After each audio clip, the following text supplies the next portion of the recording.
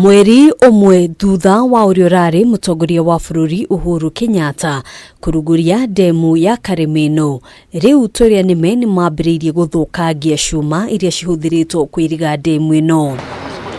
Maabithaa a borithi mwena wa gatundu ya rugongo nimaikitie ngono Ekuirwo atano thutha wa kunyitikana na cuma cia muigana wa ciringi 500 iria cirarukitio ndemu-ini ino. On 25th of August, we received an information that we had some items which had been stolen from Kariminu Dam and also others had been stolen along the road, that is Kiambu Muchangi road.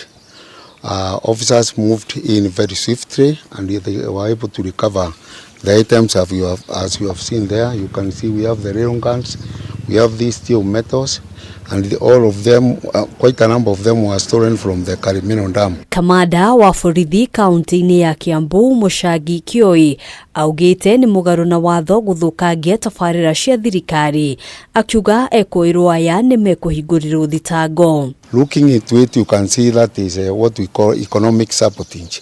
This dam was just commissioned the other day, about 3 weeks ago. And we cannot encourage or entertain this kind of nonsense where a few characters want to fundraise the dam. Ihinda-ini riu akiruta mukana kuri endia a cuma nguru aria mekunyitikana makiendia cuma ici. If they continue buying such kind of items, we want to be very friendly to them and we are going to arrest them and charge them before court.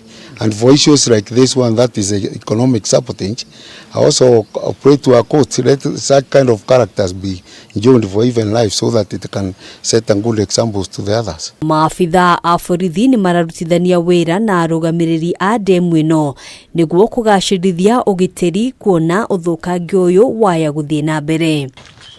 Handu-ini ha Kameme TV, Gitagwo Ngina wa Wadurwa.